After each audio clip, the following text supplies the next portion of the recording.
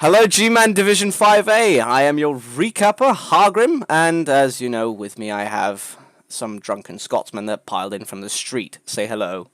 Hello, 5A. Right, so the first week is done with looking at the schedule. It's pretty brutal. It's pretty brutal this first week. We should probably say well done, everybody, on playing your games on time. Yes, Very much congratulations. Here's a clap. that'll be from Hindus, because we don't admin your division, we just recap it. So Yeah. Hindus is probably grateful. He is very happy, I'm pretty sure of. So we're going to just take a quick look at the teams. We're going to take a look at the matchups for this week. One of them has already been played. You've been very quick.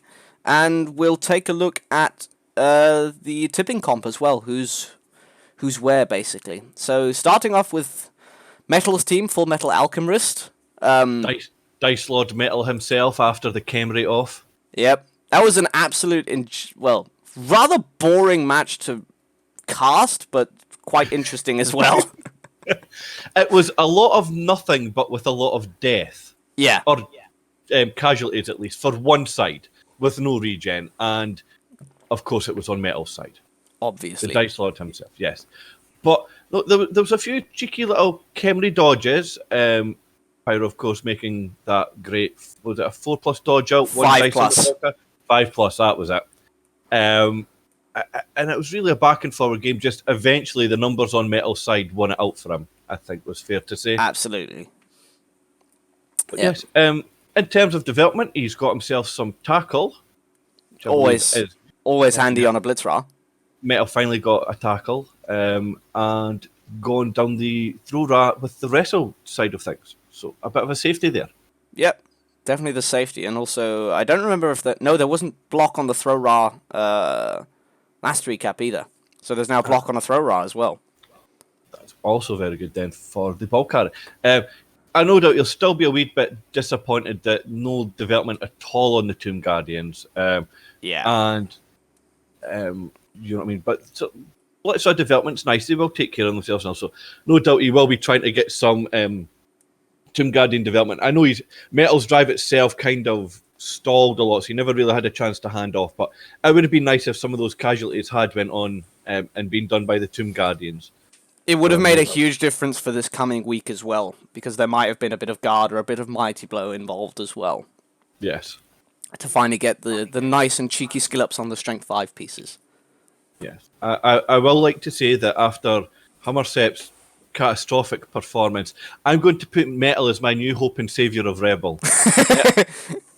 Metal's going to be the man that you want to put all your money on. Metal from now on. He is going to destroy this division. This team is the new Hummersep as of last week. Okay, well, there you have it. Nuggets predictions. Metal, this usually means a curse upon your team, but we will see how that works out.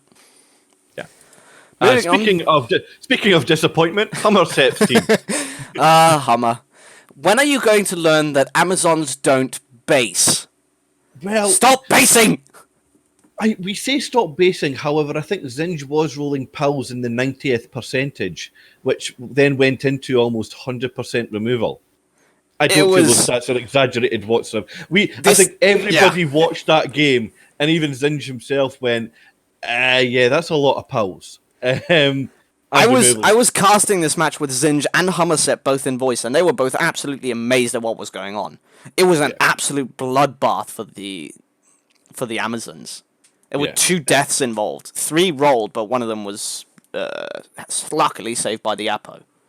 Yeah, and thankfully having a look at the team post the Zinjisms, not that bad. Still has the Agi4 catcher, and he was able to replace one of the blitzers very easily. So, considering what he went through, he's came out of it reasonably well. Just probably be looking to get some development on these new players as he goes through, and hopes that he doesn't run into too many more games like the one that he suffered at the hands of Zinj. Although, in saying that, there was a few moments that he almost still stole a draw against Zinj. With that Agi4 catcher just deciding to dodge everywhere and pick everything up, and then failing the last moment. Yeah, absolutely. We do have a clip of that on my Twitch channel. That was absolutely insane. But I mean, at least there is still hope for the team, Hummersep. You can still manage to pull off some crazy shenanigans with that Agi4 catcher. Exactly. And moving on from the murdered into the murderee, Yep. Zinj really took the pentagram of doom vanity passing to the extreme against Hummersep, didn't he? I've never seen Nurgle so agility-esque with their passing. It was insane. It was just 4+ passing, 3+ passing. Fuck it. We were just going to do it anyways. Yep. And it was brilliant to watch. Some really nice development for Zinj on this. Still two warriors with nothing on them, which obviously will be trying to get rectified as quickly as he can.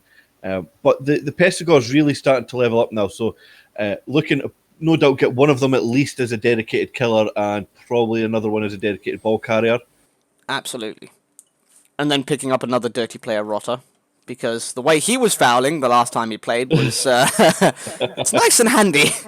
Yes. The Zinj fouling game was on point. Nugget died. Yep. So Zinj's team looking absolutely amazing, and hopefully for the rest of the division or the rest of the season he should be able to pull off some nice few wins, perhaps. Yeah, the bench is getting a bit bloated, so a lot of teams will probably look at that and think, well, I'm going to get some good inducements against it. And at the moment, it is only block. There's only the Beast of Nurgle with Mighty Blow. So it's still a good time to play this Nurgle team and kind of do some damage to it. Yeah. Which I hope they do, and so does Hummersep. Still a sort of lack of development, but you should be able to get there pretty quickly with the Warriors. Yeah. And even exactly. the Pesties as well. Moving on to the disappointing Khemri team, Pyro TJ. And Full Metal's Alchemists. the poorer Alchemists. This was a bit of although quite a lot of the damage to it was not lethal or that, having Hummersep as niggled is really a dampener on that Tomb Guardian. Probably going to look to buy a new one as soon as he can, just so that there's no SPP wasted on it. Absolutely. Apart from that, managing to pick up... nope, not managing, other than really a block skeleton.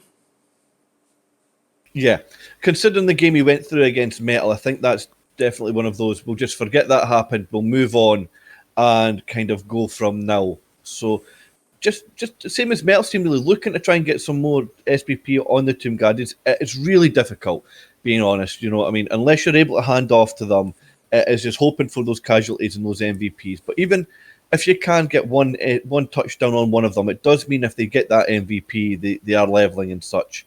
Yeah. And both blitzers are there, so both blitzers going to do their work. And the Miraskaru is just MNG, so we'll see that back next game as well. Yeah, I mean that one throw is going to have to carry the next game, and if he's out, that's just game over. Yeah, so at worst you maybe put it on a blitzer and stuff, but it does remove the sure hands pickup and that. So yeah. Hopefully we see a bit more development than going forward than backwards from Pyro after his next game. Absolutely. Moving on to Gajace's team, which really took a beating. They kind of got touched in bad places, didn't they? Yeah, they have to ask their lawyer and go to court and say where the bad man touched him. Yeah. Point on the doll where you were touched. But in saying that, Demir Nickel is a bit of an animal, so that's not surprising. Yeah. The one good thing is he's not too far away from getting the fresh blitzer back, only 30k away from that. Yep. He's got his re-rolls, his apples, so he's sorted on that side of things. It is just getting those players back. But even so, he appears to have done some nice development there. So I think next game focus is going to be on getting a couple of people like Escargot, Entropy, and Fritatas of Frison, just those levels up on them. Look at the next game as more of, let's get through that game, let's not take too many risks, and try to get some development where we can. And it's then just a question of survival for the next match. Yeah. Throw it. But you've got plenty of loners next match, and you've only got one positional, realistically, to protect in the catcher. The rest are just linemen, so it should be no problem protecting what you've got. You just use the loners to take all the damage and the hits. But hopefully next game, get some at least 30k, obviously, so that he can replace the blitzer.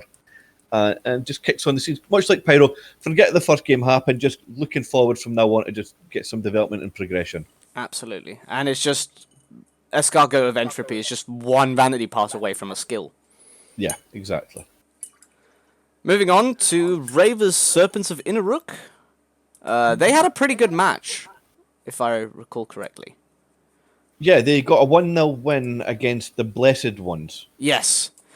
Okay, we'll get to that later, but, I mean, that was picking up another Wrestle lineman. Not bad, obviously, because it's a Wrestle lineman. Mm-hmm. But still lacking a bit of development on that. I mean, the Witch Elf did get 4 SPP. Yep, Anaconda, who will obviously, and the Witch Elf was in. I was waiting to say was the Witch Elf a new purchase. I'm just waiting to check that because I remember we saying yes, she was. What the name theme was going to be? So yeah, Anaconda, I very much like that on the Witch Elf. Absolutely. Witch Elf next game will level either by 2 vanity passes or a touchdown. I'd like to see the vanity passes so that you can run the ball in on Copperhead and get yourself either another tackle or a bit of sidestep, or hopefully it rolls a double for some more guard or mighty blow. Overall, this is Dark Elf team going in completely the right direction. 3 rerolls, got the Apo. It's now just picking up those extra positionals, such as the Witch Elf, and just trying to rack up the touchdowns and the vanity passes. This could become a really good team depending on how it develops over the next few matches, but it's definitely set to be a nasty one for the division. Yes. Definitely, if it stays in this condition for the next few weeks, it can quite explode quickly into the next stage of kind of development levels. Absolutely. Right. On to Unbeaten Tank. I love this team. First question. Why is the Roger not dead? Because it's not played Metal's team and killed it yet. We've discussed this. The Ogre can die after it's killed Metal's team. Fair. There we go. I don't think they play till the end of the season. But no, this is it's quite a lot what we said last week. It is a near perfect at this moment Skaven team. There really is not much to say about it other than there's the right skills in the right places. Yeah, the one thing that you would argue that's missing is plus movement or plus agi on a gutter runner, but you can't plan for that. He's taken great development and great skill choices on all of the players. The guard after the pile-on is a bit. I might have been tempted to take Juggernaut just to stop the 1 in 9s, because if it's on its arse, it's not giving you guard. But if you do your blocks around it first, then you get the use of the guard. It's just you're then having a blitz to stand up quite often, whereas I wouldn't have hated Juggernaut, but I understand guard. It's not a terrible choice either, and guard's always nice to have on a Skaven team. Generally, when running with a Roger anyways, you have to blitz with it to get it into position. Yeah. So, definitely, and based on their last game as well, obviously taking the 2-1 win against the Kidslev. So, Storm Vermin's ticking away nicely, not too far away their next levels, which will no doubt be tackle on one of them and pile on the Claw Mighty Blow, Definitely. which I don't hate. Unless the Mighty Blow piling on Storm Vermin rolls a double, then it'll obviously be Claw. Yeah, I think if the Mighty Blow pile on one rolls a double, you take tackle on the Claw Mighty Blow one, just so that you have at least one tackle blitzer instead of them both being palm. Absolutely. Just, you know what I mean, and then swap them over next levels. But yeah, this is a great looking Skaven team. Got a bench as well, got some money in the bank, so he's just going to tick that up until obviously any damage is taken and needs to replace any players. Obviously, this is a Skaven team, so something is eventually going to die, so it's nice to have the treasury just lying around in case it happens. Exactly. Just have it sitting at that 150k. Yeah.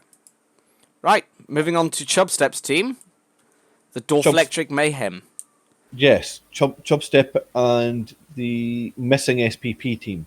Yes. I think he did have a bit of a struggle against the Chorf last game. He did have a bit of a struggle. He had a hard time being able to do much of anything. Yeah, there was a bit of 3 Kazes on the Chorf side of things, so probably meant there was a lot of no offense from Chubstep and probably not enough players on defense to stop them. So would have just probably been an MVP at that point and any passes of that. So Chubstep, kind of just like the other teams that we've said, you know, that had a rough first game, just forget about the first game, just look at it as that game has went and gone and focus on it, kind of going into the next season. He's got Clifford here that is just an M&G.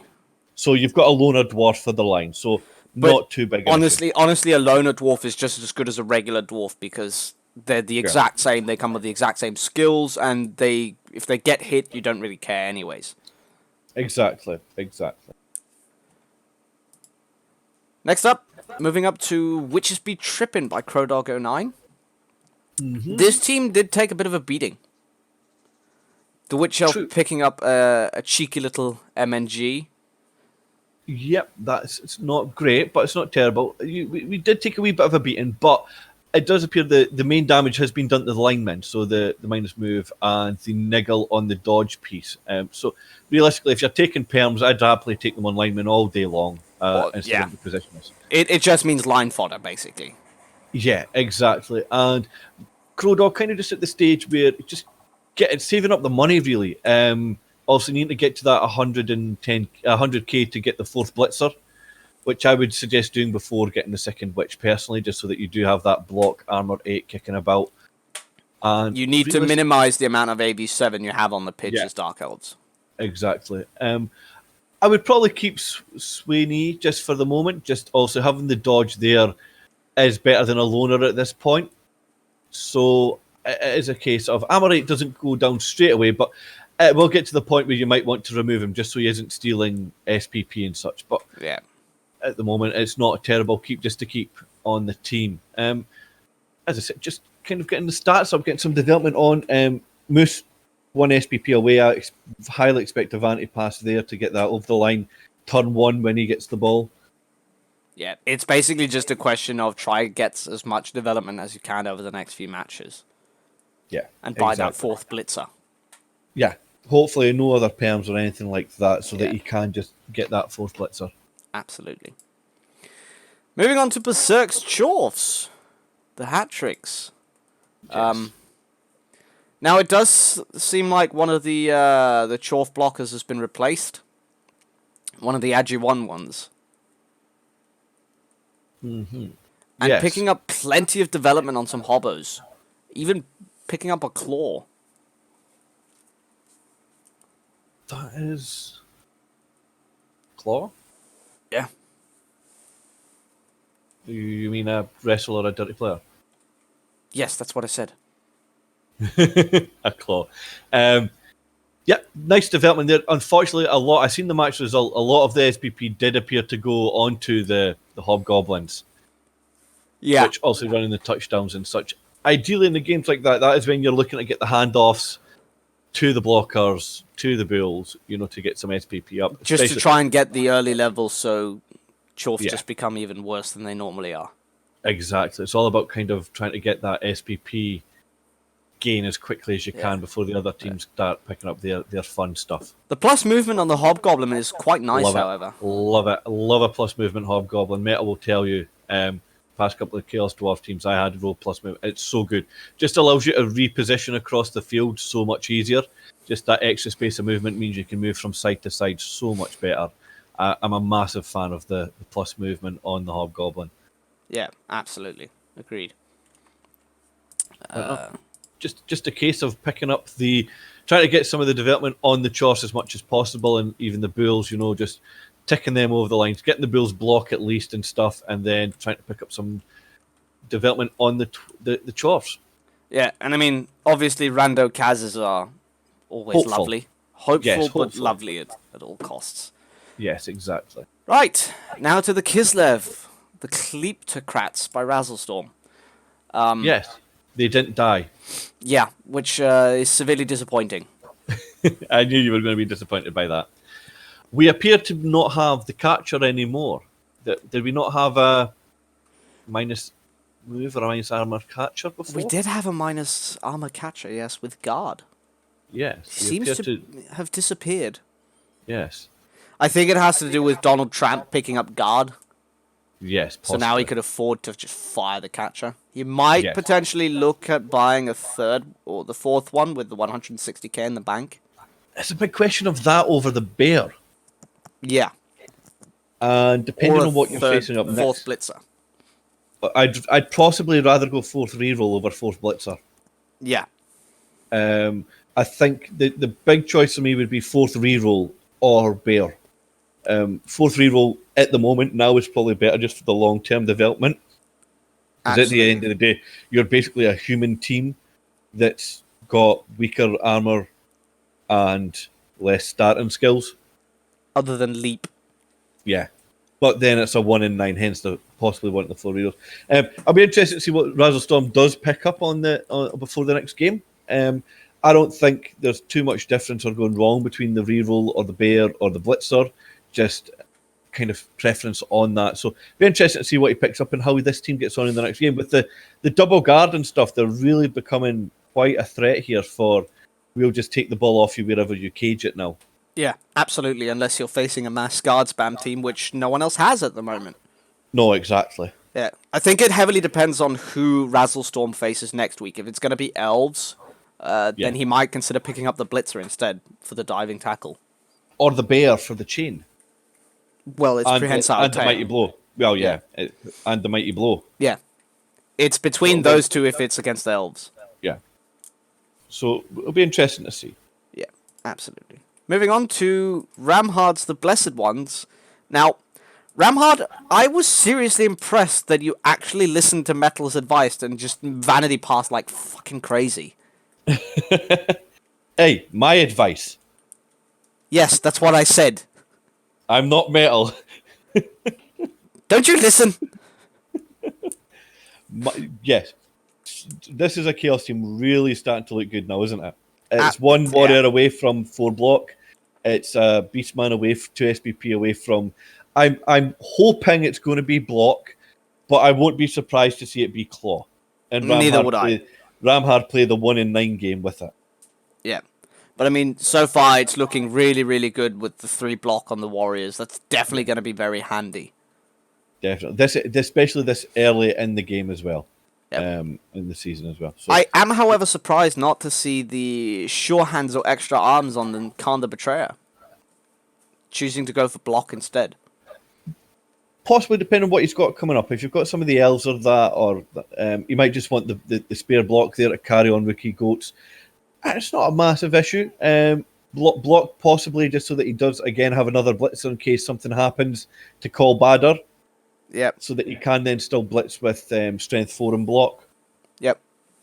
So yeah, definitely Ramhard clearly knows what he's doing and will probably just be looking to run some touchdowns in now on these key pieces like Angron and Callbadder hopefully picks up a nice wee Kaz to level and such like that. And obviously picking up SPPs so he can bring out his pentagram again because he seems to be so fond of it.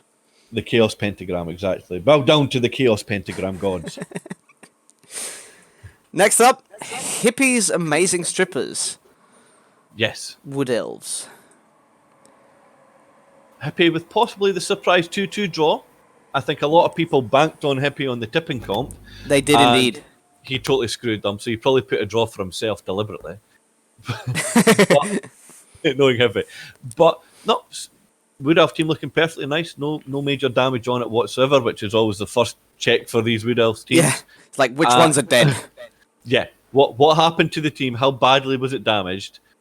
But no, just nicely ticking away. So some SPP on Marie McRae and Nicole Smith from his last game. So definitely getting SPP on the positionals. That's always helpful. Where you want it to be. Yeah. Pretty much. There's nothing really much to say about this Wood Elf team because it's, Wood Elves. Exactly. It is just kind of looking to take that next big jump. No doubt you'll be looking to level up Lacey Rain and Sunny Lane just to get them some block or protection skills on them as well. And obviously hoping for that cheeky Kaz on Magic Mike, the Tree Man.